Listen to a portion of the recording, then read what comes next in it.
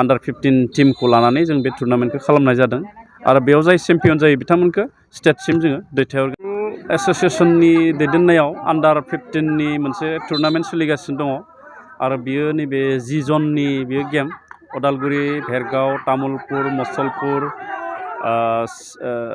सालबारि आरो बिजनी बे मोनद' जिल्लाखौ लानानै आसाम फुटबल एस'सिएशना 10 जन बानायदों आरो बे 10 जननिनो नैबे आन्डार 15नि बे टुर्नामेन्ट नैबे भेरगाव के बरुवा गार्लस हाई स्कुलनि बे गेलेग्रा फोथाराव दिनैनिफ्राय 22निफ्राय 24 खालारसिम बेहाय जागोन आरो बेहाय मोनद' जिल्लानि आन्डार 15 टीमखौ लानानै जों बे टुर्नामेन्टखौ खालामनाय जादों आरो बेयाव जाय चेम्पियन जायो बिथांमोनखौ स्टेटसिम जोङो दैथायहरगोन आरो स्टेटआव मोनसे बे आन्डार 15निनो मोनसे टुर्नामेन्ट एबा लिगा जागोन।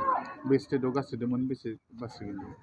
गासै जोंहा मोन A to Z 10 जनसिम जोंहा जन दङ। बे जननिफ्राय मोनसे टीमखौ जोङो सायख'गोन आरो बेनि गेजेरावनो आरो मोनसे जन लिग एबा स्टेट लिग जागोन बेहाय बे जननि जायफ्रा चेम्पियन जायो बे चेम्पियनफोरखौ लानानै जना बे टुर्नामेन्टखौ खुंगोन आरो बेयाव जाय चेम्पियन जायो बे स्टेटनि टीम हिसाबै बियो जाहैयो।